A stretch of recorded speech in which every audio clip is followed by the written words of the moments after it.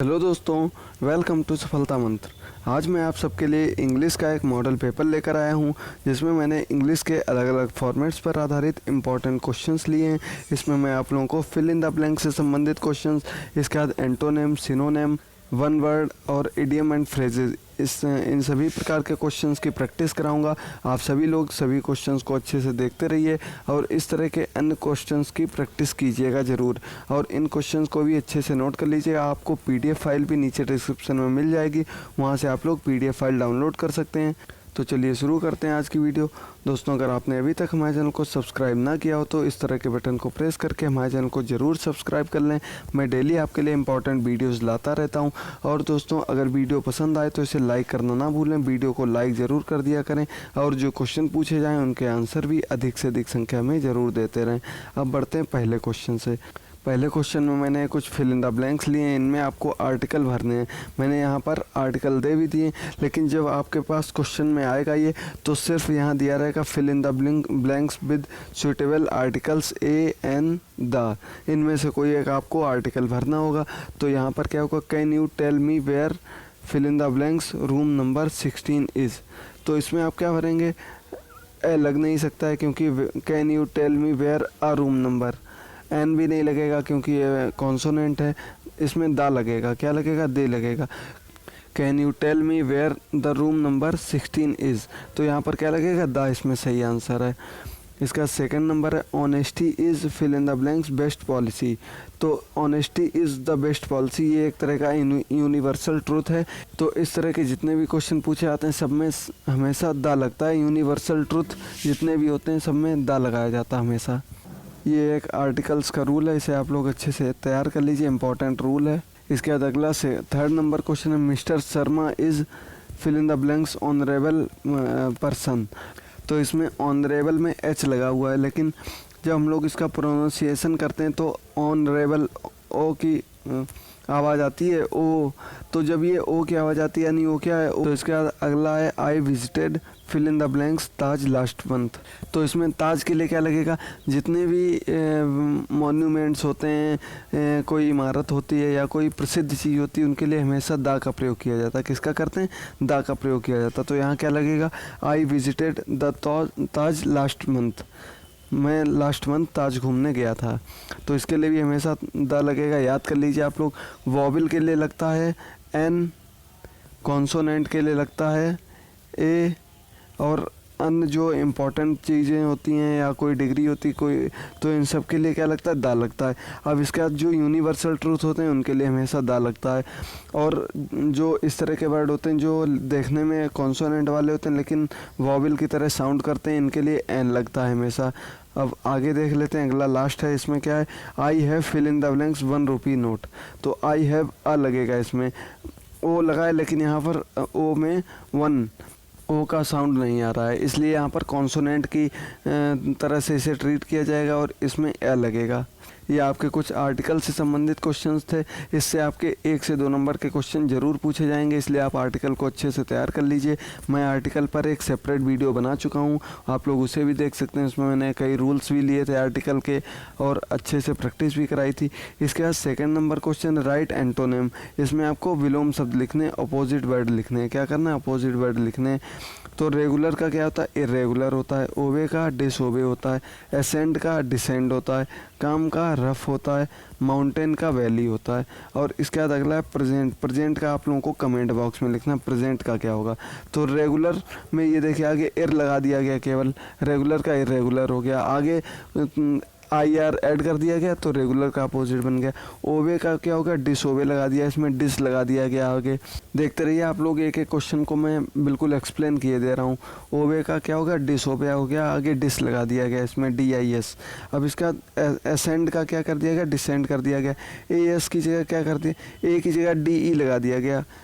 और तो पूरा सेम वैसा ही है, बस ए को हटाकर इसमें DE लगा दिया गया, एसेंड का डिसेंड हो गया। अब अगला है काम का रफ। काम का मतलब होता है कि शांत। और अगला है माउंटेन का वैली। माउंटेन का होता है पहाड़ और वैली का मतलब होता है घाटी। ठीक है दोस्तों, काम का मतलब होता है शांत एकदम और रफ का मतलब होता है बहुत ही भद्दा। तो प्रेजेंट का आप लोगों को कमेंट बॉक्स में लिखना है। इसके बाद थर्ड नंबर क्वेश्चन है राइट सिनोनिम। इसमें आपको पर्यायवाची शब्द यानी कि सेम मीनिंग वर्ड लिखने हैं इसमें आपको। तो एक्यूज़ का क्या होता है? चार्ज होता है। एक्यूज़ का मतलब कि कुछ किसी के ऊपर आरोप लगाना। चार्ज का मतलब भी होता है आरोप लगाना। एनुअल का होता है ईयरली। एनुअल का मतलब होता है वार्षिक। ईयरली का मतलब भी वार्षिक होता है। ब्रूचल का मतलब होता है क्रूअल यानी कि निर्दयी, बहुत ही ज़्यादा निर्दयी, बिल्कुल भी दया ना करने वाला। तो क्रूअल का मतलब भी निर्दयी होता है। कैपेबल का होता है स्किलफुल। कैपेबल मतलब किसी चीज़ को करने की क्षमता रखना। स्किलफुल भी यही होता है कि उसके अंदर क्षमता, स्किल है किसी कार्य को करने की। इसके बाद कंक्लूजन है। कंक्लूजन का होता है एंड। कंक्लूजन का मतलब होता है समाप्ति। एंड का मतलब भी होता है समाप्ति। अब इसके बाद आप लोगों को डिबेट का लिखना है। डिबेट का सिनोनिम यानी कि पर्यायवाची शब्द डिबेट का ये कमेंट बॉक्स में लिखना है। आपसे 2 क्वेश्चन मैंने पूछे हैं। पहला इसका प्रेजेंट का एंटोनिम और डिबेट का सिनोनिम। इन दोनों क्वेश्चंस के आंसर वीडियो के अंत में आप लोग कमेंट बॉक्स में ज़रूर लिख दें। अधिक से अधिक संख्या में अपने आंसर देते रहें। अब बढ़ते हैं अगले 4th नंबर क्वेश्चन पर। 4th नंबर क्वेश्चन है right the meaning of given idiom and phrases. तो ये कुछ इडियम एंड फ्रेजेज हैं जिनके मैं हिंदी में आपको अर्थ बताए दे रहा हूँ। आगे मैं आपको और भी लाता रहूँगा इसी तरह के। क्या है? Above all. एबव ऑल का मतलब होता है सबसे अधिक। तो यदि आपको ऑब्जेक्टिव टाइप में दिया होगा तो आप लोग सबसे अधिक जिससे मीनिंग बन रहा होगा वो आपका आंसर हो जाएगा। और at a time. At a time का मतलब हो गया एक बार में। एट अ टाइम यानी कि एक बार में। अगेन एंड अगेन, बार बार। इसका बाद अगला है एन एपल ऑफ डिस्कॉर्ड यानी कि झगड़े की जड़। झगड़े की जड़ का क्या मतलब हो गया? An apple of discord. अब इसका बाद अगला है एट लास्ट। एट लास्ट का हिंदी अर्थ आप लोगों को कमेंट बॉक्स में देना है। ये आपके 3 क्वेश्चन हो गए। इनके आंसर ज़रूर देते रहें कमेंट बॉक्स में, अधिक से अधिक संख्या में देते रहें। इससे आप लोगों की प्रैक्टिस होती रहेगी, रिवीजन होता रहेगा और साथ ही साथ मुझे पता चलता रहेगा, मेरा मनोबल बढ़ता रहेगा कि आप लोगों का पढ़ाई में मन लग रहा है, सही से आंसर दे रहे हैं आप लोग। इसलिए आप लोग भी अच्छे से आंसर देते रहें। इसका बाद अगला है 5th number question right one word substitution. ये कुछ मैंने वन वर्ड सब्सटीट्यूशन के शब्द लिए, इनका भी मीनिंग आपको बताना। पहला क्या है? वन हु हैबिचुअली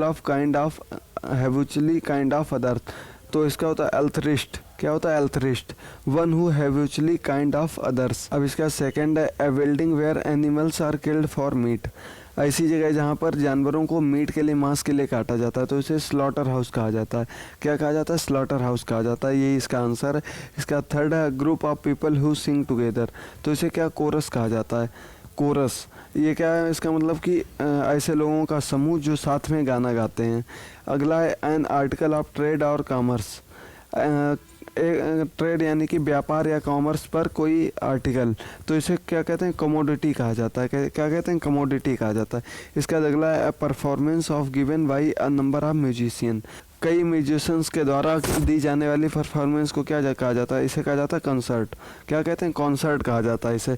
ये कुछ मैंने आपके वन वर्ड सब्स्टिट्यूशन कराए, ये बहुत ही इंपॉर्टेंट मुझे लग रहे थे, मैंने इनको ले लिया। आप लोग इन सभी को अच्छे से तैयार कर लीजिए, एक एक बार प्रैक्टिस करते रहिए और PDF फाइल से आप लोग अच्छे से तैयार कर सकते हैं। PDF फाइल आपको नीचे डिस्क्रिप्शन में मिल जाएगी।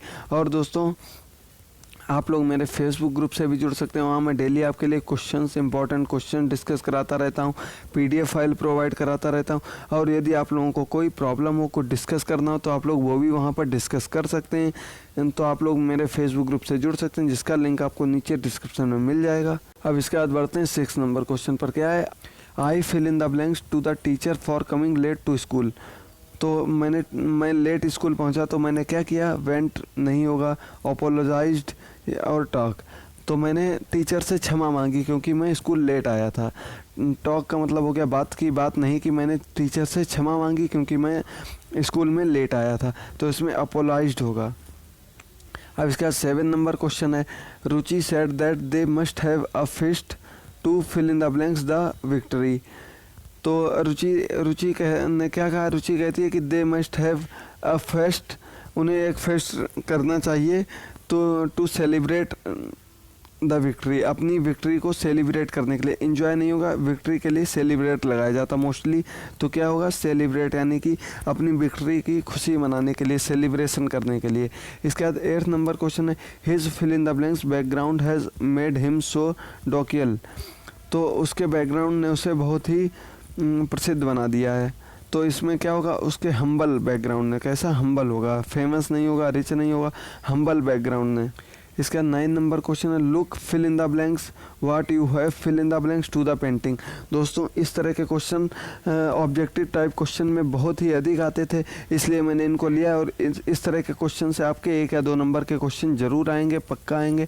तो इसमें आपको सिर्फ प्रेजेंस ऑफ माइंड की ज़रूरत होती है। आपको क्वेश्चन देखना होता है, उसका मीनिंग मन में सोचना होता है और उसके बाद आंसर देना होता है। अब इसमें क्या, look fill in the blanks what you have fill in the blanks to the painting.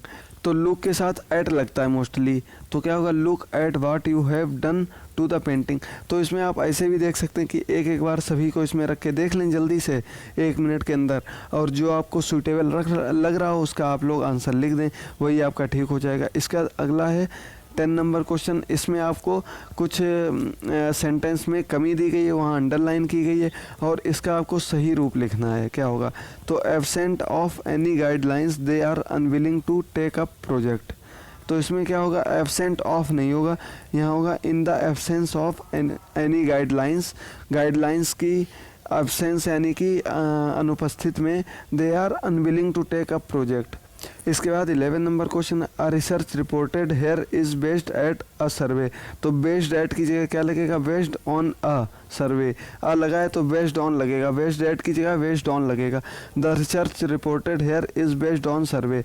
जो रिपोर्ट रिसर्च में आई है वो सर्वे पर आधारित थी। इसका 12 number question, I am tired of. अब ये कुछ प्रीपोजिशन है, प्रीपोजिशन पर आधारित भी आपसे क्वेश्चन पूछे जाते हैं। फिल इन द ब्लैंक्स में दे दिया जाएगा, उसमें आपको क्या प्रीपोजिशन भरनी है। तो क्या लिखेंगे, आई एम टायर्ड फ्रॉम और ऑफ, इनमें से भरना आपको, ऑफ या फ्रॉम में। तो I am tired of reading, तो यहाँ क्या लगेगा, ऑफ लगेगा। इसका 13 number question, I prefer Coke fill in the blanks Pepsi. तो इसमें टू और देन में से कुछ भरना है आपको। तो प्रेफर के साथ हमेशा टू लगता है और ये काफ़ी बार पूछा जाता है, इसमें आप लोग टू भरेंगे, I prefer Coke to Pepsi. अब इसके बाद 14 number question, I have not seen him since और फ्रॉम मंडे। तो मंडे जब इसमें दे दिया गया यानी कि कोई वैलिड टाइम दे दिया जाता है, जब निश्चित समय दे दिया जाता है तो निश्चित समय के लिए हमेशा सिंस लगता है। तो I have not seen him since Monday. अगर अनिश्चित समय दिया होता तो फ्रॉम लगता उसके लिए। अब इसके बाद 15 number question, he died fill in the blanks cholera. तो वो कॉलरा से मर गया, तो इसमें ऑफ लगेगा, डाइड ऑफ कॉलरा। इसका 16 number question, I have sent application fill in the blanks to the principal. तो इसमें क्या लगेगा, टू लगेगा, फ्रॉम लगेगा नहीं, टू लगेगा। I have sent application to the principal. इसका 17 number question, where did you buy this book fill in the blanks. Where did you buy this book from. तुमने वो कहाँ से खरीदी। तो इसमें फॉर नहीं लगेगा, फ्रॉम लगेगा। फॉर का मतलब होता है के लिए, कहाँ के लिए खरीदी हो जाएगा, तो इसमें फ्रॉम लगेगा। आपको सेंटेंस से ही समझ में आ जाएगा, जैसे आप सेंटेंस बोलेंगे आपको समझ में आ जाएगा। और कभी कभी इस तरह से ही पूछ दिए जाते हैं जिसमें 2 फिल इन द ब्लैंक्स दिए रहते हैं। Don't wait fill in the blanks me fill in the blanks 6 o'clock। तो इसमें क्या होगा, don't wait for me after 6 o'clock। जब आप सेंटेंस को पूरा करेंगे तो आपको अपने आप एक एक चीज़ समझ में आती रहेगी, आप आसानी से करते रहेंगे।